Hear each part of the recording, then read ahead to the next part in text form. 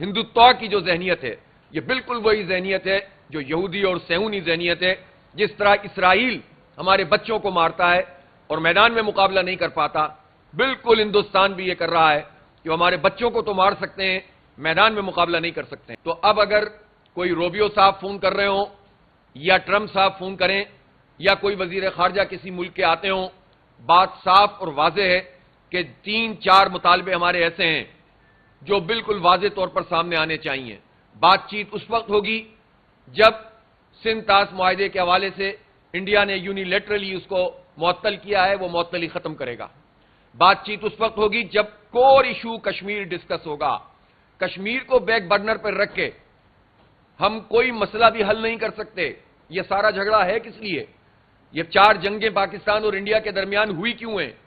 اس لیے ہوئی ہیں کہ انڈیا نے کشمیر میں ظلم کیا ہے. اس لیے پہلے سندھ طاس معاہدہ اس کو بحال ہونا چاہیے، کشمیر کو کور ایشو کے طور پر ٹیبل پہ ہونا چاہیے، اور اس کے ساتھ ساتھ یہ مطالبہ ہمارا ہونا چاہیے کہ جو ہماری سویلین آبادی پر اور مسجدوں پر حملہ کیا ہے، انڈیا نے جو ہمارے بچوں پر حملہ کیا ہے، اس کی وہ معافی مانگے گا پوری دنیا کے سامنے. اس کے بغیر ہم بات نہیں کریں گے.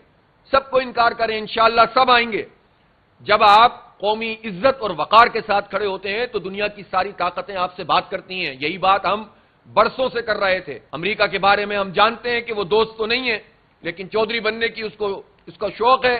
اگر وہ چودھری بننا چاہتا ہے تو برابری اور عزت اور وقار کے ساتھ آئے اور بیٹھ کر بات کرے، ورنہ ہمیں کوئی حاجت نہیں ہے کہ یہ طاقتیں آ کر اپنا کھیل کھیلنے کی کوشش کریں. یہ پیغام دینا چاہتے ہیں کہ اس وقت میں جب ہمارا دشمن سے مقابلہ ہے تو ہم اپنے تمام سیاسی اختلافات کو بالائے طاق رکھ کر حکومت کے ساتھ کھڑے ہیں، افواج پاکستان کے ساتھ کھڑے ہیں.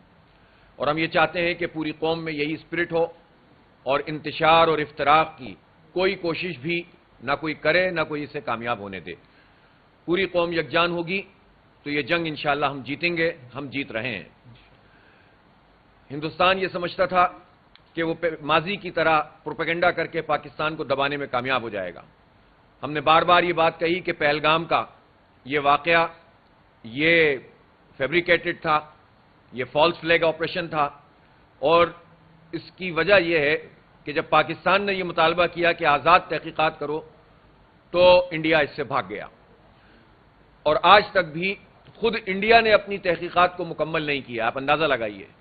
تو اس سے آپ اندازہ کر سکتے ہیں کہ یہ وہی حرکت ہے جو سن 95 میں کی گئی الفاران کے نام سے سیاحوں کے اغوا، اور یہ وہی حرکت ہے جو 2000 میں سکھوں کا قتل کر کے پاکستان پہ ملبہ ڈالنے کی کوشش کی گئی، اور یہ وہی حرکت ہے جو پارلیمنٹ پہ حملے کی صورت میں پاکستان کو مورد الزام ٹھہرایا، اور یہ وہی حرکت ہے جو تاج ہوٹل کا واقعہ تھا اور اس میں پاکستان کے خلاف پوری دنیا میں مہم چلائی.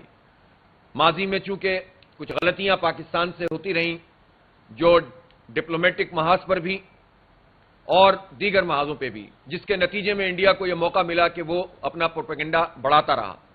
اس مرتبہ پاکستان کی طرف سے الحمدللہ بھرپور جواب گیا. اور جب جنگیں ہوتی ہیں یا اس طرح کے حالات ہوتے ہیں تو 4 فیکٹرز ہوتے ہیں، DIME ڈائم. یہ ڈپلومیٹک محاذ ہوتا ہے، ایک انفارمیشن کا محاذ ہوتا ہے، ایک ملٹری کا محاذ ہوتا ہے، اور ایک اکانومی کا محاذ ہوتا ہے. الحمدللہ ہم ڈپلومیٹک فرنٹ پہ بھی جیت رہے ہیں. الحمدللہ ہم انفارمیشن کے حوالے سے بھی اس میں ہمیں کچھ کرنے کی ضرورت ہی نہیں پڑی. جو ڈس انفارمیشن انڈیا نے پھیلائی، جو ان کے چینلز نے رویہ اختیار کیا، خود ان کے آگے آیا اور پوری دنیا میں وہ بے اعتباری ہو گئے ہیں. اسی طرح سے ملٹری کے محاذ پہ بھی ہماری ایئر فورس نے جس طرح پہلے ہی دن رسپونڈ کیا تھا جب انہوں نے سازش کی اور انہوں نے بزدلانہ کارروائی کی تھی، ہمارے سویلین پہ بم پھینکے تھے، تو اس کے فوراً بعد جو ہمارا رد عمل تھا الحمدللہ وہ بہت زوردار تھا. ہماری ایئر فورس نے ان کے رافیل گرائے جس پر ان کو بڑا ناز تھا، جس پر ان کا پورا انحصار تھا. اور پھر صرف یہی نہیں کیا، ان کے سسٹم کو بھی جام کیا. اور اس کے بعد اب اکانومی کی جہاں تک بات ہے تو جب قوم عزت اور وقار کے ساتھ کھڑی ہوتی ہے تو اکانومی خود بخود اس کی ٹھیک ہو جاتی ہے، اور انشاءاللہ ٹھیک ہو جائے گی. تو اب یہ معاملہ ہے ہماری قومی عزت کا اور وقار کا. کئی دن سے پاکستانی قوم اس بات کی منتظر تھی کہ ہماری آرم فورسز کی طرف سے وہ جواب آنا چاہیے جس کا بار بار تذکرہ ہو رہا ہے. اور مجھے اس بار خوشی ہے پوری قوم کی طرف سے. میں یہ بات کہنا چاہتا ہوں کہ ہم نے بہت میچورڈ رسپانس دیا ہے. پاکستان کا پورا رویہ ذمہ دارانہ ہے. ہندوستان نے یہ کام کیا کہ اس نے مسجدوں پر حملہ کیا، اس نے ہمارے بچوں کو شہید کیا، اس نے ہماری عورتوں کو شہید کیا. اور یہ ہندوتوا کی جو ذہنیت ہے، یہ بالکل وہی ذہنیت ہے جو یہودی اور صہیونی ذہنیت ہے. جس طرح اسرائیل ہمارے بچوں کو مارتا ہے اور میدان میں مقابلہ نہیں کر پاتا، بالکل ہندوستان بھی یہ کر رہا ہے کہ ہمارے بچوں کو تو مار سکتے ہیں، میدان میں مقابلہ نہیں کر سکتے ہیں. پاکستان کا پورا رسپانس ان کی تنصیبات پر ہے، ان کی بیسس پر ہے. اور یہی نہیں ہے، جو ٹیکنالوجی ہے اس کے میدان میں بھی ہم نے ان کو شکست دی ہے. تو الحمدللہ ہمارا سر فخر سے بلند کیا ہے ہماری آرم فورسز نے، پوری قوم کو ایک اعتماد حاصل ہوا ہے. لیکن ظاہر ہے کہ یہ معاملہ آخری نہیں ہے. ہم اپنے دشمن سے، اس بزدل دشمن سے ہر چیز کی توقع رکھ سکتے ہیں. پوری قوم کو بیدار رہنے کی ضرورت ہے اور پوری قوم میں یکجائی اور یکجہتی پیدا کرنے کی ضرورت ہے. آج پرائم منسٹر نے کال کی تھی، میں نے ان سے بھی یہ عرض کیا کہ ہم آپ کے ساتھ سارے اختلافات ایک طرف رکھ کر ساتھ ہیں، تو دوسری طرف ان سے یہ بھی عرض کیا کہ ڈپلومیٹک محاذ پر ہمیں پوری دنیا تک کمیونیکیشن کرنے کے لیے زیادہ سے زیادہ بہتر پرفارم کرنا پڑے گا. اور میں نے ان سے یہ عرض کیا کہ انگلش لینگویج میں اسپوکس مین اور اسی طرح عربک، اسپینش دنیا کی بہت بڑی زبان ہے، چائنیز ہے، یہ 3-4 بڑی، اور پھر اس کے بعد ٹرکش ہے اور فارسی ہے. اس میں اگر ہم کور کر لیتے ہیں تو ہم دنیا کی ایک بہت بڑی آبادی کو کور کر لیتے ہیں. یہ کمیونیکیشن صرف حکومتوں کی سطح پر نہیں ہوگی. آج کل انفارمیشن ٹیکنالوجی کا زمانہ ہے اور آج کل پرسپشن کی لڑائی ہوتی ہے. اس پرسپشن کی لڑائی میں بھی ہم عوامی سطح پر، انسانیت کی سطح پر انشاءاللہ بھارت کو ناکو چنے چبوائیں گے. اور اس نے جو اپنا ایک ہیولہ بنایا ہوا تھا کہ وہ آئی ٹی میں بہت آگے ہیں، وہ سافٹ ویئر میں بہت آگے ہیں، ان کے سافٹ ویئر بھی اور ان کی تمام جو ایکسپرٹیز تھیں وہ اس وقت ناک رگڑنے پہ مجبور ہو گئی ہیں. الحمدللہ پاکستان نے انہیں اس محاذ میں بھی شکست دی ہے، لیکن بہت کام کرنے کی ضرورت ہے.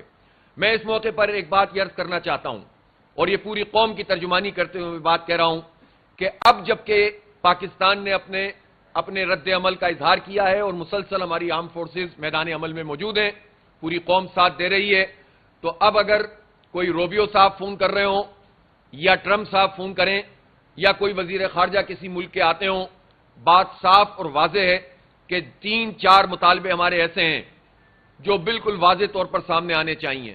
بات چیت اس وقت ہوگی جب سندھ طاس معاہدے کے حوالے سے انڈیا نے یونیلیٹرلی اس کو معطل کیا ہے، وہ معطلی ختم کرے گا.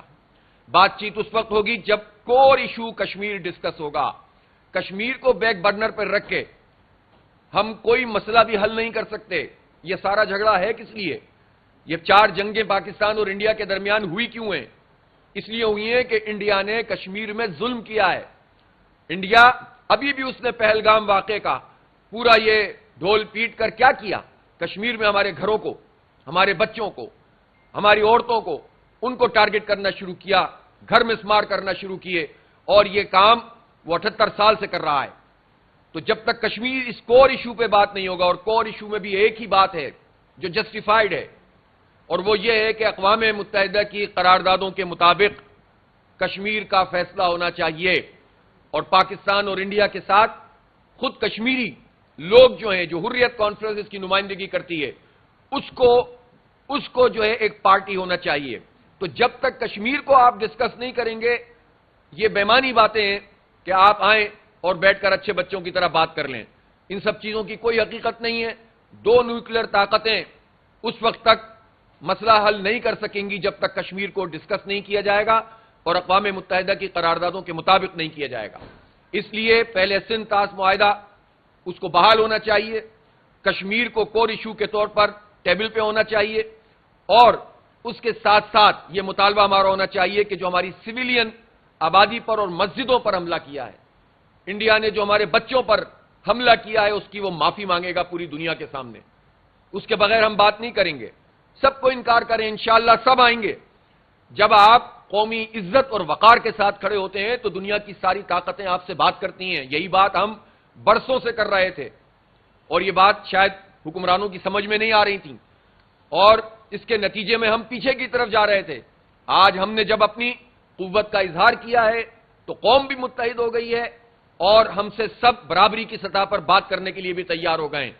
تو میں سمجھتا ہوں کہ جو جنگ ہم میدان میں جیت رہے ہیں وہ ٹیبل پہ ہارنی نہیں چاہیے، اور ٹیبل اسی وقت طے ہوگی اور سجے گی جب انڈیا معافی مانگے گا، سنتاس معاہدے کو بحال کرے گا اور کشمیر کو کور ایشو کے طور پر ایڈریس کرے گا، ورنہ کوئی معاہدہ نہیں۔ اور سب کو بہت کھلا جواب دے دینا چاہیے، کوئی کچھ نہیں کر سکتا۔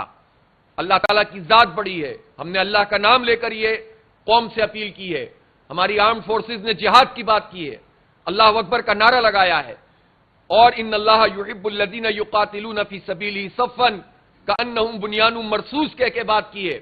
تو بنیان مرصوص، یہ سیسا پلائی ہوئی دیوار، یہ مزید طاقتور ہو جائے گی جب آپ ان 3 کور ایشوز پر بات کریں گے، ورنہ پھر مایوسیاں بڑھتی ہیں اور پھر دوسرے لوگ بھی آ کر ہمیں استعمال کرنے کی کوشش کرتے ہیں۔